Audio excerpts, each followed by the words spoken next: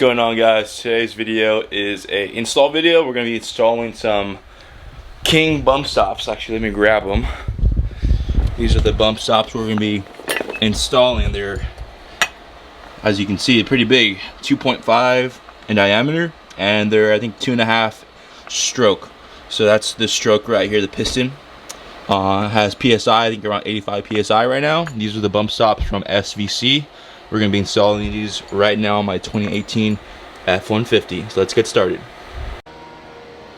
So the first step is to remove the wheel and tire. And as you can see, I removed the factory bump stop with the factory, I think it's a 13 millimeter.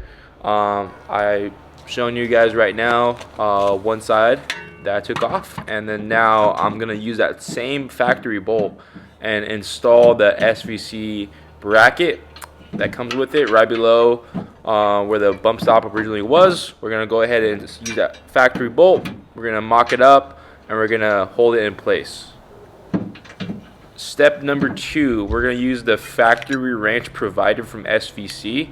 Throw some duct tape on it, put the nut on the back of it, and then what you're going to do is put it through the frame, and you're going to go ahead and use that as a way of holding the nut in place so it doesn't twist.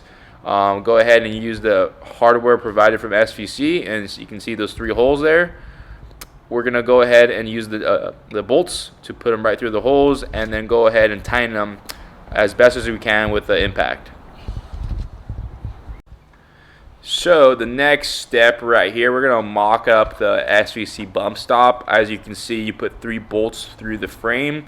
It's a little tight spot to put your hand in there with the provided wrench, but basically you're going to put it behind the frame and you're going to tighten those bolts. As you can see right here, we have the crossbar on the other side for the bump stop to mount, and then the bump stop itself. So what I'm doing here in this video, I'm kind of mocking up the bump stop itself, and I compress the differential all the way up so I can see where I'm bottoming out, and I use the provided hardware to determine where to put the bump stop, either lower or higher. And then I put anti-seize in the bump stop itself. Don't forget to do that. If you ever need to, you want to get out the bump stop later down the road, you can go ahead and do that pretty easily. But this is what I'm doing right now, is just mocking up the bump stop at full droop, or full compression, I'm sorry, and just kind of seeing where it should be at. So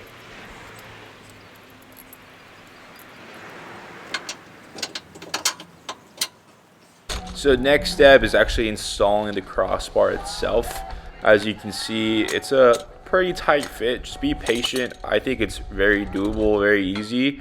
The exhaust got in my way a little bit, so I had to remove one of the hangers off the exhaust, lower a little bit, and then on the other side where the driver's side is at, there is a brake line bracket. It's a 10 millimeter. You remove it.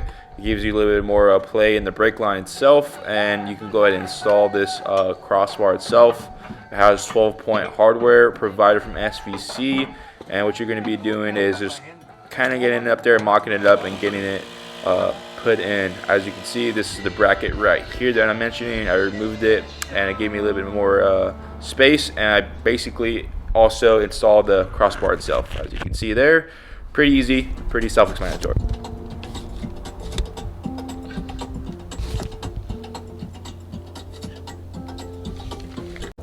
The next thing you'll be doing is actually cutting off the brake line bracket. It's basically right in the way of the bump stop itself when it compresses. So what you're going to do is use a grinder and cut off that little mount. It's a piece of metal you have to cut off. It has a little tree branch clip in there. You remove that, and then the actual bump stop plate that's provided from SVC has a little hole where you can zip tie the brake line and kind of reroute it. That way it doesn't get smashed by the bump stop itself at full compression.